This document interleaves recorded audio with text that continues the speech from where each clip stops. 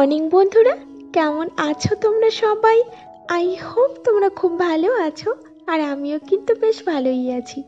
আজকে হলো বৃহস্পতিবার ঘড়ির কাঁটায় সকাল 6:30 বাজে। আর ঠিক এই মুহূর্ত থেকেই তোমাদেরকে সঙ্গে নিয়ে আমি আমার ব্লগটা স্টার্ট করছি। আশা রাখছি তোমাদের সবার দেখতে ভীষণ ভালো লাগবে।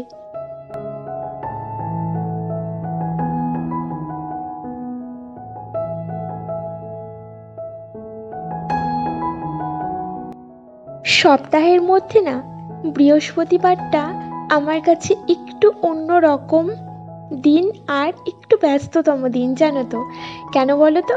কারণ বৃহস্পতিবারে যেহেতু পুজো আর্চার কাজকর্মগুলো থাকে, পুরো ঘর বাড়ি একটু মোছা কাছা থাকে, ঝাড়ু পোছা থাকে, তো সেই কারণে না একটু ব্যস্ত হয়ে যায়।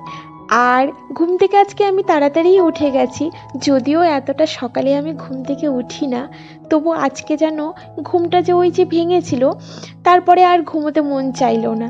মনে হলো উঠে পড়ে কাজকর্মগুলো কমপ্লিট করি, আর তারপরেই আমার শান্তি হবে। আর নইলে মাথার মধ্যে এমন একটা টেনশন ঘুরঘুর করবে যে এই বাবা আর বোধহয় দেরি হয়ে যাবে, আমি কাজ কমপ্লিট করতে পারবো না। এই টেনশনেই আমি অর্ধেক পাগলা হয়ে যাব। তো সেই জন্য আর না শুয়ে থেকে উঠে পড়েছি। আর গোলুর যেহেতু টিউশন ছিল, গোলুকেও আমি তাড়াতাড়ি উঠিয়ে দিয়েছি। আর আমার হাজবেন্ড তো উঠেই গেছে, যেহেতু মর্নিং ডিউটি ছিল সেই কারণে তাড়াতাড়ি ঘুম থেকে উঠে গেছে। তো সবার প্রথমে আমি ঘুম থেকে উঠিয়ে নিজে তো ফ্রেশ হয়ে নিয়েছি, আর তারপরে বিছানাটাকে না তুলে নিলাম। আর বিছানাতে ব্ল্যাঙ্কেট কেন পেতে রেখেছি জানো? খুব ঠান্ডা পড়েছে বন্ধুরা, জানো না, ভীষণ ঠান্ডা পড়েছে।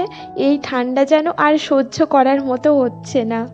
কারণ কি, বিছানাতে যখন আসছি আর কি কাজকর্ম সেরে শুতে গেলেই মনে হচ্ছে যে বিছানাতে বোধহয় জল ঢেলে রেখেছি, এতটা পরিমাণে ঠান্ডা হয়ে রয়েছে। কটনের চাদর কিনা, ওই জন্য। আর এই পাতলা ব্ল্যাঙ্কেটগুলো যদি পেতে রাখা যায় তাহলে বেশ গরম গরম অনুভব হয়, বেশ ভালো লাগে, জানো তো। তো সেই কারণে আমি ব্ল্যাঙ্কেটটা পেতে রেখেছি।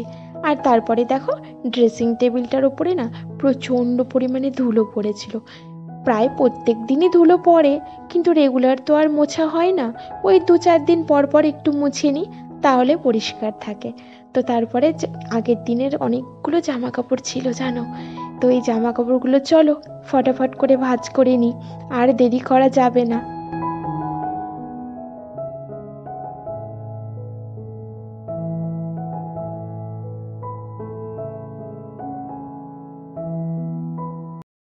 আমার কাছে না তেমন কোনো দামি ফার্নিচার নেই, জানো তো। যা কিছু আছে, যেইটুকু আছে সেইটুকু না আমাদের নিজেদের সৎ পয়সায় উপার্জন করা জিনিস। প্রত্যেকটা জিনিসের মধ্যে অক্লান্ত পরিশ্রম লেগে রয়েছে।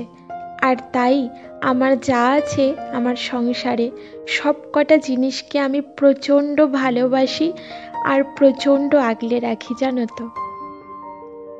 আমার মনে হয় একটা সুন্দর সংসার গড়ে তুলতে খুব নামি দামি ফার্নিচারের দরকার হয় না। একটু যত্ন, একটু কেয়ার আর অনেক ভালোবাসা দিয়ে একটা সুস্থ, সুন্দর আর মজবুত সংসার আমরা কিন্তু গড়ে তুলতেই পারি, যেমনটা আমি করেছি। তোমরা যদি চাও তোমরাও পারবে বন্ধুরা, শুধু একটু ভালোবাসার প্রয়োজন, জানো তো। জীবনে কিন্তু প্রচুর ঝড় আসবে, প্রচুর ঝড়। সেখানে হয়তো আমরা ক্ষতবিক্ষত হয়ে, ক্লান্ত হয়ে মাটিতে লুটিয়ে পড়ব, কিন্তু নুইয়ে যেতে নেই। আবার উঠে দাঁড়াতে হবে, আবার ঘুরে দাঁড়াতে হবে, প্রচুর পরিশ্রম করতে হবে। একদিন না একদিন সফলতার রাস্তায় আমরা ঠিক পৌঁছে যাব। আর ঠিক ওই দিনটাতে না, বিশ্বাস করো, কারো কোনো আনন্দ হবে না গো, শুধু তোমার এত পরিমাণে আনন্দ হবে, এত পরিমাণে নিজের মধ্যে কনফিডেন্স পাবে, এত পরিমাণে তুমি নিজেকে নিয়ে নিজে প্রাউড ফিল করবে যে বলার মতো না। হ্যাঁ, তোমার পরিবারের মানে তোমার কাছের যারা, তারা হয়তো তোমার আনন্দে খুশি হবে, কিন্তু পুরোপুরি খুশি হবে এই আশাটা করো না বন্ধুরা, তাহলে নিজেকে নিজেই ঠকানো হবে। তো চলো, অনেক কথা বলে ফেললাম, আর রান্নাবাড়ি করতে হবে তো। বললাম না আজকে প্রচণ্ড ব্যস্ত, আর এত ব্যস্ততার মধ্যেও কিন্তু আমি অনেক রকমের রান্না করে ফেলবো। কেন কি, আমাদের বাড়িতে সবাই খেতে একটু বেশি পছন্দ করে, মানে একই রকম একই তরকারি খেতে খুব একটা ভালোবাসে না, একটু ঘুরিয়ে ফিরিয়ে অন্যরকম করে রান্না করলে ওদের ভীষণ পছন্দ। ওদের বলতে আমার হাজব্যান্ড আর আমার ছেলে, আমরা তো ফ্যামিলিতে মাত্র 3 জন, তো সেই কারণে। তো দেখো আমি ভাতটাকে বসিয়ে দিলাম, আর আজকে না টাটকা টাটকা শিম এনেছিল, তো ভাবলাম একটু শিম ভর্তা বানিয়ে নেব। যেহেতু আমরা বাঙাল, একটু ভর্তা বাটাবুটির দিকে না ঝোঁকটা কিন্তু বেশি। আমার তো অন্তত এটা যেন একটু বাটাবুটি হলে এক থালা ভাত খেয়ে ফেলতে পারি। তো দেখো শিমগুলোকে একটু না জলের মধ্যে, গরম জলে নুন দিয়ে সামান্য একটু বয়েল করে নিয়েছি, ফুল বয়েল না কিন্তু। আর একটা কাঁচা টমেটোও দিয়েছিলাম। তো তারপরে একটা মিক্সিং জারের মধ্যে শিমগুলোকে দিয়ে কাঁচা লঙ্কা আর রসুন দিয়েছি বেশ খানিকটা, তারপরে ব্লেন্ড করে নিতে হবে।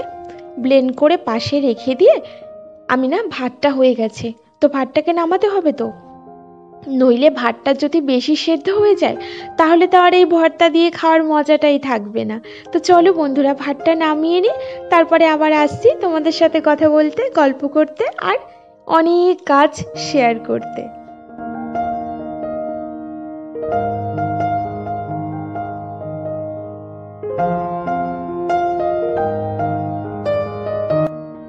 ব্যাস, শিমটাকে ব্লেন্ড করার পরে আমি মাছের ঝোল রান্না করব, তার জন্য মশলাটাকেও ব্লেন্ড করে নিয়েছি। আর এইবারে শুধু রান্না করার পালা। তো দেখো আমি কড়াই চাপিয়ে দিয়েছি, আর ভর্তাটাকে রেডি করতে হবে। তো কড়াইয়ের মধ্যে তেল দিয়ে, অবশ্যই কিন্তু সর্ষের তেল, কারণ এই ভর্তাটা সর্ষের তেলেই রাঁধতে হবে, নইলে কিন্তু ওই স্বাদটা পাওয়া যাবে না। সর্ষের তেল, শুকনো লঙ্কা আর কালো জিরে ফোড়ন দিচ্ছি। দেওয়ার পরে ওই যে মিক্সিং বাটাটা বেটে রেখেছি সেটা ঝপপাত করে কড়াইয়ের মধ্যে দিয়ে দিতে হবে। তারপর তো নাড়ানাড়ির পালা। যত কষাবে তত কিন্তু এই ভর্তাটা টেস্টি হবে খেতে। আর খেতে যে কি পরিমাণে ভালো হয়েছিল তোমাদের না আমি বলে বোঝাতে পারবো না। সবচেয়ে বড় দুঃখ জানো তো এটা, যে আমি তোমাদের সব কিছু দেখাতে পারি, শেয়ার করতে পারি, কিন্তু তোমাদেরকে খাওয়াতে পারি না। কারণ তোমাদের আর আমার সম্পর্ক তো শুধুমাত্র একটা ফোনের মধ্যে, মানে ফোনের এপার আর ফোনের এপার, এই তো পার্থক্য বলো। তবে হ্যাঁ, আমাদের কিন্তু মনের কানেকশন একদম কাছাকাছি বলো। এইটুকু ভালোবাসা আর এই যে মনের কাছাকাছি আমরা থাকি, এটাতেই কিন্তু আমরা পরম তৃপ্তি পাই। তো দেখো আমার এই ভর্তাটাকে কষানো প্রায় কমপ্লিট হয়ে গেছে, আর কালারটাও কিন্তু প্রায় অনেক চেঞ্জ হয়ে গেছে।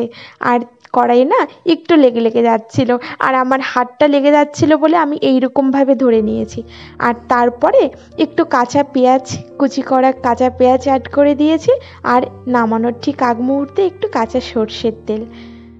ফাটাফাটি এত সুন্দর গন্ধ বেরোচ্ছিল না, আমি কি বলবো, মানে আমি থাকতে পারছিলাম না।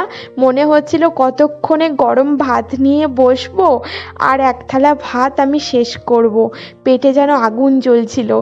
কিন্তু তা করলে তো হবে না, আমার এদিকে পুজো আর্চা রয়েছে, তো পুজো করতে হবে, তারপর তো আর কাজও তো অনেক বাকি রয়েছে, সেই কাজগুলোও কমপ্লিট করতে হবে।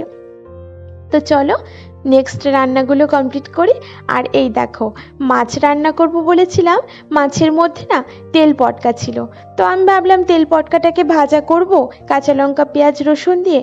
কিন্তু গোলু মানে আমার ছেলে আর আমার হাজব্যান্ড বললো কি, না না তুমি ওটাকে চালের গুঁড়ি দিয়ে পকোড়ার মতো ভেজে রাখো, গরম গরম খেয়ে নেব, সেটাই সবচেয়ে বেশি ভালো লাগবে। আর আমি যেহেতু তেল পটকা খুব একটা খাই না পকোড়া করলে, তো সেই জন্য ওদের দুজনের জন্য ওরা যেটা বললো সেটাই করলাম। চালের গুঁড়ি আর একটু মশলা দিয়ে নুন হলুদ দিয়ে সুন্দর করে মেখে মুচমুচে করে ভেজে তুলে রাখলাম। আর গোলু তো ভাত খাওয়ার আগেই খেয়ে নিয়েছে, আর আমার হাজব্যান্ডেরটা ছিল আর কি। তারপরে ওই তেলের মধ্যে আমি মাছটাকে ভাজতে বসিয়ে দিলাম। চলো এদিকে মাছ ভাজা হোক, এইদিকে আমি অন্য কাজগুলোকে কমপ্লিট করি।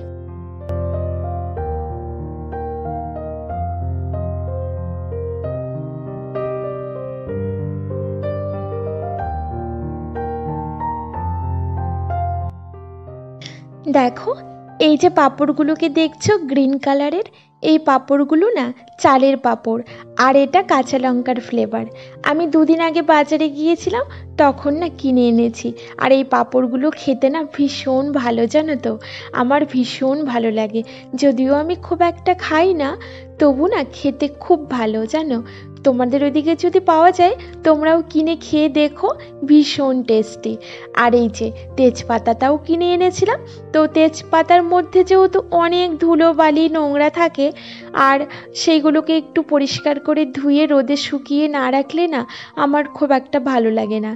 তো আমি সেই জন্য ধুয়ে দিলাম, আর ধুয়ে জানালার মধ্যে রোদ্দুরে দিয়ে দিলাম। ওই যে বলি আমাকে ছাদে যেতে হয় না এতগুলো সিঁড়ি বেয়ে, এই ছোটোখাটো কাজগুলো আমার জানালাতেই হয়ে যায়। জানালাতের মধ্যে খুব সুন্দরভাবে শুকিয়ে যায়, জানো তো। খুব ভালো হয়েছে এই জানালাটা করে আমার। তো তারপরে ওইদিকে রান্না হোক, আর আমি এদিকে সোফাটাকে কভারটাকে একটু টান টান করে ঝেড়ে পুছিয়ে নিই। এটা আমার নিত্য দিনের কাজ, শুধু দিনে একবার না, দিনের মধ্যে যে কতবার আমাকে সোফার কভারটাকে ঝাড়তে হয়। গরু বসলেই তো একদম অগোছালো করে রাখবে, আর সব ছড়িয়ে ছিটিয়ে রেখে দেবে, হয়তো কিছু খেলো সেইগুলোকেও রেখে দেবে। তো ওইগুলোকে পরিষ্কার করে না নিলে না ঝাড় দিয়ে ঘর বাড়ি খুব একটা শান্তি পাই না, জানো তো। তো আমি সেই জন্য পরিষ্কার করে নিলাম। আর এইদিকে দেখছি আমার মাছের ঝোলের মশলাটাও বেশ সুন্দর কষানো হয়ে গেছে। আর না আলুটাকে, নতুন যেহেতু আলু, ছোট ছোট নতুন আলুগুলোকে না প্রেশার কুকারে সিটি দিয়ে নিয়েছিলাম, মানে সেদ্ধ করা আলু দিয়ে মাছের ঝোল করছি। এইভাবে মাছের ঝোল করে খেয়েও তোমরা, ভীষণ টেস্টি হয়, জানো তো, খুব টেস্টি হয়। আর আজকের আমার মাছটা যে কি ভালো ছিল সে আর বলে বোঝাতে পারবো না। খুব ভালো ছিল মাছটা খেতে। কোনো কোনো মাছ হয় দেখবে কেমন একটা গন্ধ হয়, আর কোনো কোনো মাছ খুব খেতে ভালো হয়। তো তেমনি আমার ঝোলটা দেখো কমপ্লিট হয়ে গেল। আর রান্নার শেষে না আমার দুটো করে কাঁচা লঙ্কা দিতে না ভীষণ ভালো লাগে। সেই লঙ্কাটাকে কামড়ে কামড়ে খাবো, কি যে ভালো লাগে। আর ফ্লেভারটাও কিন্তু ভীষণ ভালো লাগে। তো লঙ্কা দুটোকে দিয়ে গ্যাসটাকে বন্ধ করে দিলাম আর ঢাকা চাপা দিয়ে রাখলাম। আর কড়াইতে কেন রাখলাম জানো, আমার বাড়িতে না ঠান্ডা জিনিস কেউ খেতে চায় না। যখন খাবো বা ওরা খাবে তখন গরম করতে হয়। আর অন্য বাটিতে ঢেলে ঢেলে রাখলে, গরম করলে না বাটিটাও পুড়ে যায়, ঠিকঠাক গরম করা যায় না। আর কতগুলো পাত্র মাজবো বলো তো, এই ঠান্ডার মধ্যে আমাকেই তো মাজতে হবে। তো সেই কারণে কড়াইয়ের মধ্যে রেখে আবার ঢাকা দিয়ে দিলাম। আর পরে তোমার হচ্ছে যখন খাবো তখন গরম করে নেব। তো এসে গেছি ওপরে, বালিশগুলোকে রোদ্দুরে দিয়েছিলাম, সেই বালিশগুলোকে আমি আবার তুলে নিলাম। প্রথমে না বালিশগুলোকে রেখে দিয়েছিলাম, ভাবলাম যে রোদ্দুর উঠবে না, দেব না, তখন একটু কুয়াশা কুয়াশা ছিল, যেহেতু অনেকটা সকাল ছিল। পরে যখন রোদ্দুর উঠেছিল তখন আবার এসে আমি রোদ্দুরে দিয়ে গেছিলাম, আর শুকিয়েও গেছে। আর এই দেখো আমার এবার স্নান হয়ে গেছে। তো ফটাফট করে রেডি হয়ে নি, তারপরে পুজোটা দেব, পুজো দিয়ে খাওয়া দাওয়া করব। চলো রেডি হয়ে নি, সিঁদুরটা পরে নি।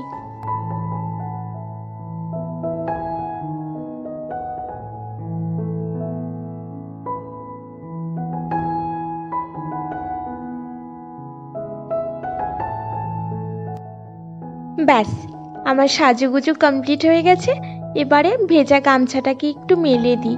আর বাইরে না আর মেলে দিয়ে আসতে গেলাম না, ব্যালকনিতে দিলে যদিও জলদি শুকিয়ে যেত, কিন্তু এতটা ব্যস্ততা যে এই ঘরের মধ্যেই, ঘর না আমার ওই ডাইনিংটার মধ্যেই আমি মেলে দিলাম।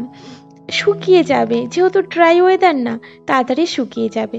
তো এবারে ঠাকুরের সামনে বসলাম, পুজো দিতে হবে তো। আর সবার আগে প্রণাম করে নিয়ে হনুমান চল্লিশাটা পড়ে নেব, তারপরে পুজোটা কমপ্লিট করব। আর আমি বৃহস্পতিবারে কিভাবে পুজো করি, লক্ষ্মী পুজো করি, কিভাবে কি করি তোমাদের সাথে না আমি একদিন শেয়ার করব, ডিটেলে তোমাদেরকে দেখিয়ে দেব। হ্যাঁ, পুজো আর্চা করতে যারা ভালোবাসো তাদের ভীষণ ভালো লাগবে। এক একজন এক এক রকমভাবে পুজো করে তো তো আমার মনে হয় দেখতে তোমাদের ভীষণই ভালো লাগবে। অন্য একদিন শেয়ার করব। তো মনোযোগ সহকারে আমি হনুমান চল্লিশাটা পড়ে নিচ্ছিলাম।